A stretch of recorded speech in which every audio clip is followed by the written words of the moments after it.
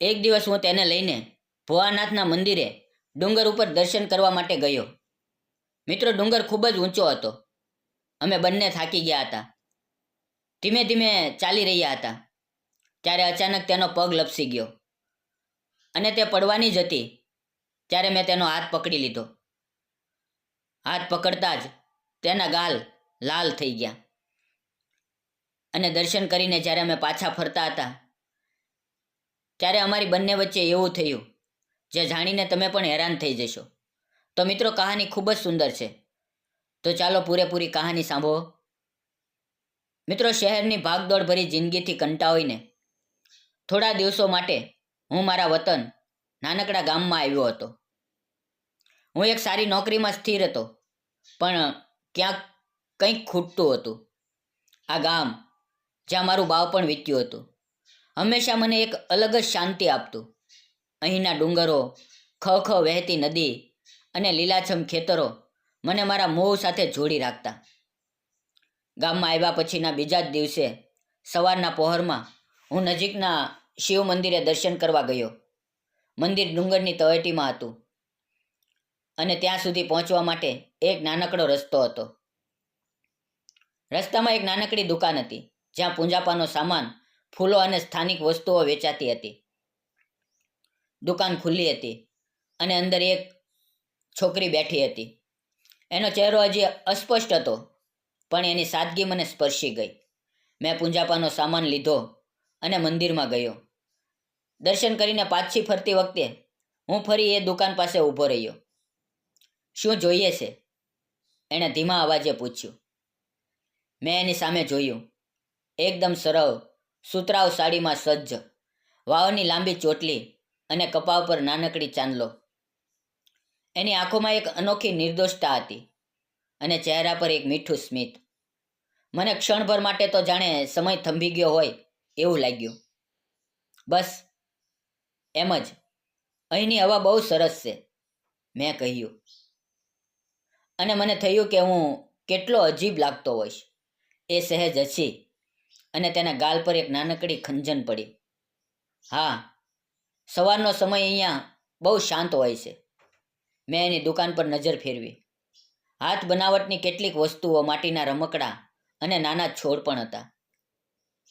આ બધું તમે બનાવો છો? મેં પૂછ્યું. હા, થોડું ઘણું, એણે શરમાઈને કહ્યું. અને થોડું ગામની બીજી બહેનો પણ બનાવે છે. મેં એક નાનકડો માટીનો હાથી ખરીદ્યો. આ બહુ સુંદર છે. આભાર, એણે નજર ઝુકાવીને કહ્યું. એ દિવસથી રોજ સવારે હું મંદિરે જતો અને એની દુકાન પાસે થોડીવાર ઊભો રહેતો. હવે ધીમે ધીમે અમારી વચ્ચે વાતચીત શરૂ થઈ. એનું નામ હતું રાધા. રાધા ખૂબ જ મહેનતુ હતી.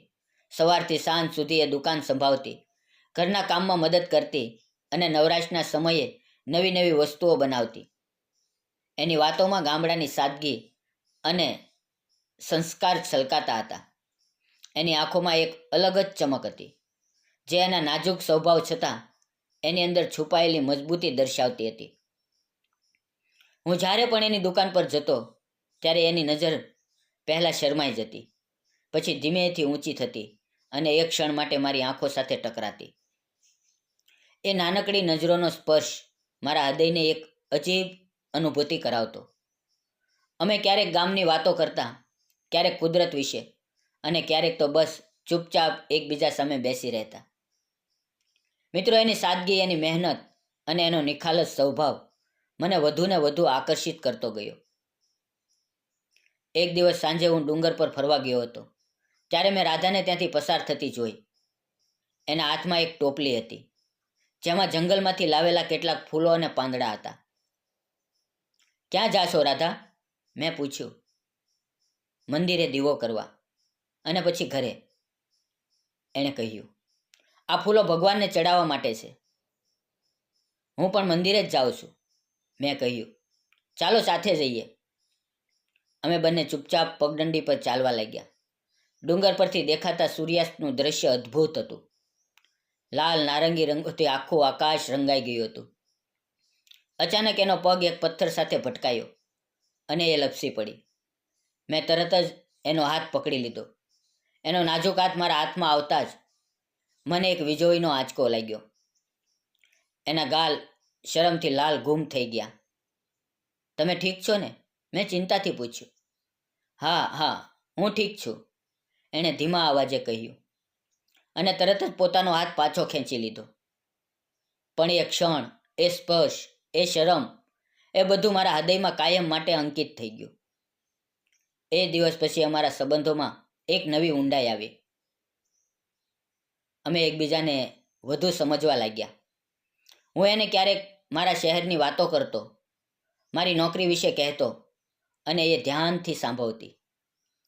એની આંખોમાં ક્યારેક આશ્ચર્ય, ક્યારેક ઉત્સુકતા અને ક્યારેક એક અજાણી લાગણી છલકાતી. મારા ગામમાં રોકાણના દિવસો પૂરા થવા આવ્યા હતા. હવે મારે પાછા જવાનું હતું. આ વિચાર માત્રથી મારા મનમાં એક ખાલીપો છવાઈ જતો. હું રાધાને છોડીને જવા માંગતો નહોતો, પણ મારી નોકરી અને મારી જવાબદારીઓ મને પાછા ખેંચી રહી હતી. એક સાંજે હું ફરી રાધાની દુકાન પર ગયો. એ દિવસે એ થોડી ઉદાસ લાગતી હતી. કાલે સવારે હું પાછો જ આવું છું, મેં ધીમા અવાજે કહ્યું. એણે મારી સામે જોયું. એની આંખોમાં પાણી ભરાઈ આવ્યા હતા, પણ એણે કોઈ શબ્દ ઉચ્ચાર્યો નહીં. બસ ચૂપચાપ મારી સામે જોઈ રહી. એની એ નિશબ્દ વેદના મારા હૃદયને વીંધી રહી હતી. હું પાછો આવીશ, મેં એનો હાથ પકડીને કહ્યું.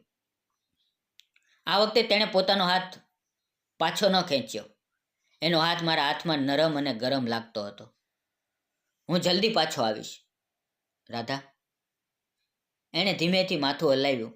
એની આંખોમાં એક આશાની ચમક આવી અને હોઠ પર એક ઝાખું સ્મિત.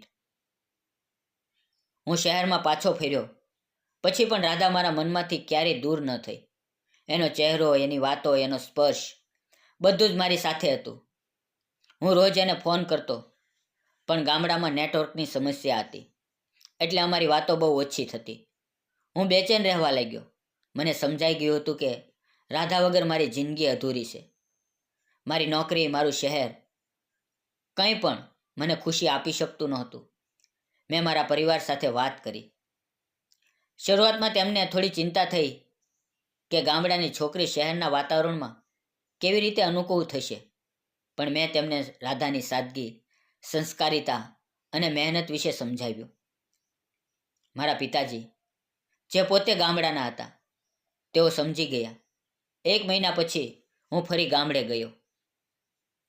આ વખતે હું એક નિશ્ચય સાથે ગયો હતો. હું સીધો રાધાની દુકાન પર ગયો. એ મને જોઈને આશ્ચર્યચકિત થઈ ગઈ. એના ચહેરા પર ખુશી છલકાઈ રહી હતી. તમે આટલી જલ્દી પાછા આવ્યા? તેણે હસતા હસતા કહ્યું. હા, કારણ કે હું તારા વગર રહી શકતો નથી, રાધા, મેં હિંમત કરીને કહ્યું. હું તને ખૂબ પ્રેમ કરું છું. એના ગાલ ફરી લાલ થઈ ગયા.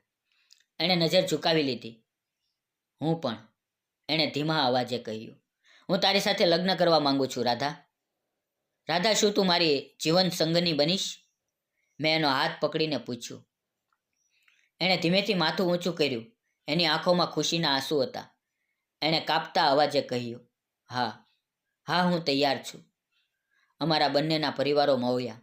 રાધાના પરિવારને મારી નોકરી અને શહેરના જીવન વિશે થોડી ચિંતા હતી, પણ મેં તેમને ખાતરી આપી કે હું રાધાને ક્યારેય એકલી નહીં પડવા દઉં. મેં તેમને સમજાવ્યું કે પ્રેમ અને સંબંધમાં સ્થિતિ નહીં, પણ લાગણીઓ અને સમજણ મહત્વની હોય છે. મારા પિતાજીએ પણ રાધાના પરિવારને સમજાવ્યું. ધીમે ધીમે બધું ગોઠવાઈ ગયું. અમારા લગ્ન ગામના મંદિરમાં જ થયા. એ જ મંદિર જ્યાં મેં રાધાને પહેલી વાર જોઈ હતી. ડુંગરની તળેટીમાં, કુદરતના સાનિધ્યમાં અમારા પ્રેમને એક નવું નામ મળ્યું. લગ્ન પછી અમે શહેરમાં રહેવા લાગ્યા, પણ રાધાએ ક્યારેય પોતાની સાદગી અને સંસ્કારિતા છોડી નહીં. એણે શહેરમાં પણ પોતાની નાનકડી વસ્તુઓ બનાવવાનો શોખ ચાલુ રાખ્યો, અને ધીમે ધીમે એનો ધંધો પણ વધવા લાગ્યો. મેં પણ એને પૂરો સહયોગ આપ્યો. અમે દર રજાઓમાં ગામડે જતા, એ જ ડુંગર પર બેસતા અને અમારા પ્રેમની વાતો વગોવતા. મિત્રો, આજે વર્ષો વીતી ગયા છે. રાધા અને હું આજે પણ એ જ ડુંગરા પર બેઠા છીએ. જ્યાં અમારા પ્રેમની શરૂઆત થઈ હતી. અમારા હાથ એકબીજાના હાથમાં છે. અમારી આંખોમાં એ જ નિર્દોષ પ્રેમ છલકાઈ રહ્યો છે. મિત્રો, જીવનમાં કેટલાય ઉતાર ચઢાવ આવ્યા, કેટલાય સંઘર્ષનો સામનો કર્યો, પણ અમારા પ્રેમ અને એકબીજા પ્રત્યેના વિશ્વાસથી અમે હંમેશા મજબૂત રહ્યા. જીવન એક સફર છે, અને આ સફરમાં સાચા પ્રેમનો સાથ મળી જાય તો કોઈ પણ મુશ્કેલી અશક્ય નથી લાગતી. પ્રેમ એટલે માત્ર શારીરિક આકર્ષણ નહીં, પણ આત્માનો સંબંધ.